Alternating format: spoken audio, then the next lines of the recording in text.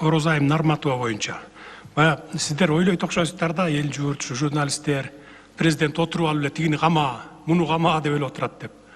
Эми кечирип коюңуздар, айрым учурда убакыттын жоктугунан туалетке барганга убакыт болбой калат менде мына. Эми айтышка туура келип атат да, кечиресиздер. Анан эми мен ушунун Орозайым Нарматова да мага убагында иштеген, көп жардам берген, анан мен ушул кыздын критикалаганына ушу чүкөдөй кызга мен эрегишет белем. Өзүңүздөр деле мындай анализ жасап ойлоп көрсөңүздөр эми. Мен баламды бырчырата тебелеп кеткен адамды деле кечирип койгонмун. Коем бул Кудайдын кырсыгы экен депчи. Анан ушу кызга теңелет белем да.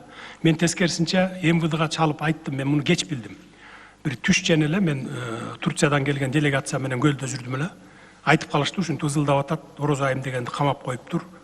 Анан тигиби. Анан МВДга чалып мен тескерисинче сурандым. Мен бирөөнү кама дебейм. Наоборот, камалып калгандарды чыгарып койгулачы. Ата-энеси бар экен карган, жаш баласы бар экен 5-6 жаш баласы деп суранам мен көпчүлүк учурда. Кама деп эч убакта айтпаймын. Анан кийин чалып айттым. Эми кылмыш эмне экен десек, бая чакырыктары бар дейт. Көтөрүлгүлө, анан намустуу жигиттер барсыңарбы, эмне жатасыңар деп эле чакырууларды кылып атат, анан биз чакырып сурайлы деп атабыз дейт. Мен айттым, сурап анан кое берип эми чыгарып кое эле дейлек эле, камабагыла эми аны. Деп анан кийин мен ошону кайра ошол Россияга учуруп ийишине мен түрткү болгом анан. Тескерисинче. Анан мен дагы бир жолу кайталап коеюн. Ар бир журналист болобу, мейли диги блогер болобу, же болбосо жөнөкөй жаран болобу, сүйлөгөн сөзгө жооп бериш керек.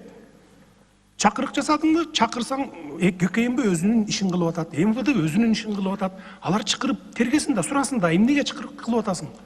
Эмнеге сен диги оружие издеп атасың диги бири-бириңерден? Сенде канча мылтык бар, менде канча мылтык бар, каяктан канча бала алып келе аласың деп атсанан МВД карап отурабы? Унчукпай отуруш керекпи? Алардын өзүнүн иши да бул. Анан чакырып сурап, анан кое берет андайларды. Эгер күнөөсү чоң болсо, коомго коркунуч келтире турган болсо камайт. Коомго коркунуч келтирбесе чыгарып коет, кое берет сурап туруп. Мындан эч трагедия жасаштын кереги жок.